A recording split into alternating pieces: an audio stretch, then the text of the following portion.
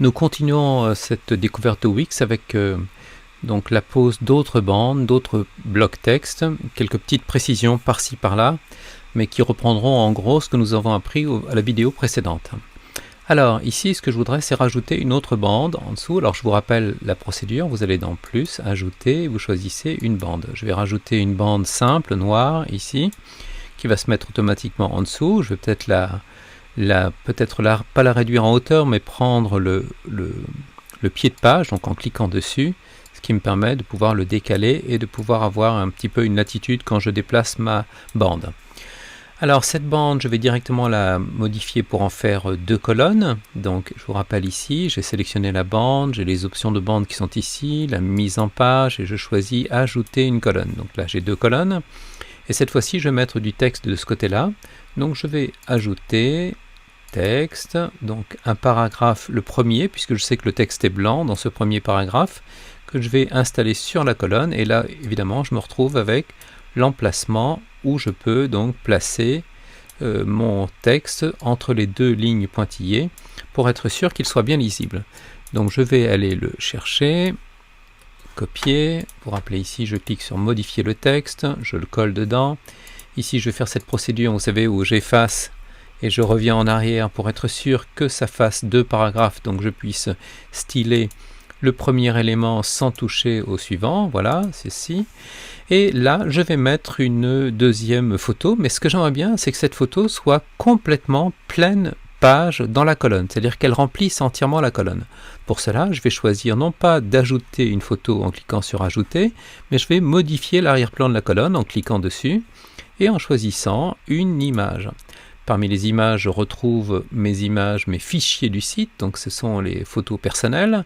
Je rechoisis Dalai Lama et parmi ces photos, j'ai la photo, par exemple celle-ci avec les drapeaux, que je vais mettre en fond de page. Je clique dessus et vous voyez qu'elle s'affiche directement en fond de page, donc ce qui est assez esthétique comme ça. Et donc cette photo, au fur et à mesure, si j'agrandis ma fenêtre ou si je diminue ma fenêtre, eh bien vous voyez que cette photo va s'adapter, donc à chaque fois la taille de cette photo va s'adapter à la taille de ma fenêtre. Donc je remets mon image ici et je sélectionne ma bande ici que je vais remonter pour la caler en haut. Donc vous voyez, pas besoin d'aligner, elles sont évidemment bien mises les unes par rapport aux autres. Donc je vais rajouter encore une dernière bande. Donc je vais cliquer sur Ajouter, une bande, peut-être cette fois-ci une bande blanche, je vais lui changer sa couleur et je la glisse en dessous. Donc elle se glisse automatiquement en dessous. Et dans cette bande, je vais ajouter un texte, encore une fois. Donc je vais choisir Ajouter un texte. Donc je vais choisir le deuxième paragraphe, je vais le mettre ici. Et je vais le laisser, je ne vais pas mettre 2 colonnes cette fois-ci, je vais mettre un seul bloc texte qui va prendre toute cette partie droite de l'image. Donc je vais sélectionner mon texte, je le copie, ici je choisis modifier le texte, je le colle dedans, je refais cette procédure, vous savez, pour créer un paragraphe sur le titre, je sélectionne ça et je peux mettre donc mon paragraphe en tête 4. Alors ici, ce qui me serait intéressant, je voudrais bien mettre cette première partie du texte, par exemple. Donc qu'est-ce que j'ai comme première partie du texte?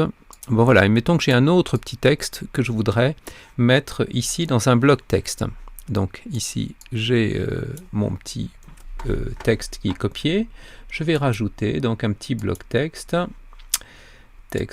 ici, et que je vais mettre là en double-cliquant dessus, en faisant coller le texte, j'ai une espèce de petit bloc. Alors parfois au niveau de l'interface c'est pas très simple, il faut cliquer à l'extérieur pour pouvoir le déplacer à nouveau, mais ce n'est pas très compliqué, ça prend vite. Voilà, je casse, je voudrais faire un espèce d'encadré qui soit juste là.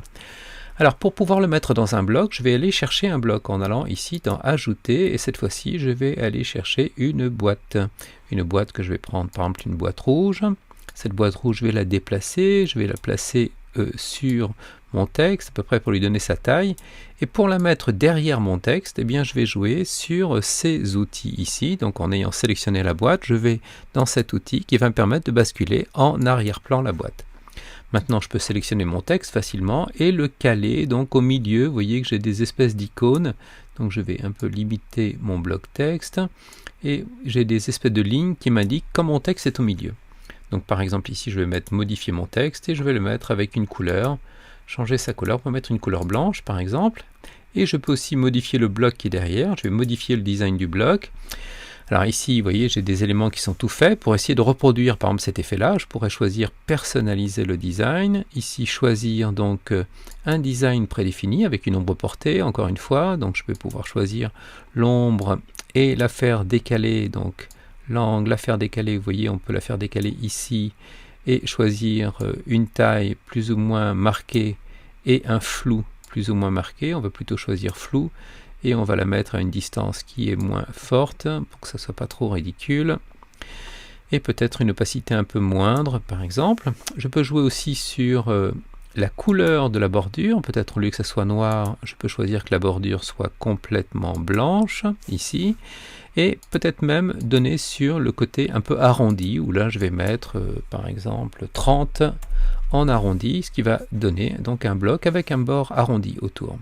Donc voilà, ça me convient comme ceci. Je pourrais vouloir changer la couleur du fond. Donc par exemple, je vais cliquer sur la bande en arrière-plan. Je vais faire modifier arrière-plan de la bande. Je vais choisir une couleur différente, je sais pas, par exemple comme ceci. Et pour donner quelque chose encore plus raffiné, je pourrais mettre un espèce de motif en arrière-plan. Donc pour motif, je vais choisir une image.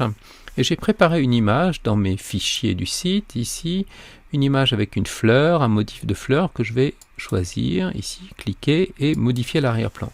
Automatiquement, il va, comme il a vu que c'était une petite image, il l'a mis sous la forme d'un motif. Ce motif, je peux encore l'adapter parce que je le trouve qu'il est un peu trop visible, par exemple, ça gêne la lecture. Je peux jouer sur les paramètres, ici, et jouer sur l'opacité de l'image ici pour que l'image soit un peu moins opaque. Vous la voyez devenir de plus en plus transparente, de plus en plus discrète ici, pour la mettre comme ceci. Cet élément pourrait se mettre aussi avec une autre couleur dans le fond blanc ici. Je pourrais choisir ici dans la bande, modifier l'arrière-plan coloré, choisir image, donc on a dit fichier du site, choisir cette image, modifier l'arrière-plan, mais évidemment cette image est absolument invisible parce qu'elle est blanche sur fond blanc. Alors ce que je peux faire, c'est cliquer ici pour ajuster la luminosité de l'image. Alors ici, je vais choisir que la luminosité soit légèrement plus faible. Je peux jouer aussi sur la température. Vous voyez, ça transforme l'image, le fond en légèrement rose, ce qui me convient. Je vais cliquer sur enregistrer. Et donc là, ici, on le voit qui apparaît derrière. Par exemple, ici, je pourrais jouer sur la couleur, faire en sorte que la couleur peut-être soit très off. Non, on va la laisser comme ça. C'est très bien.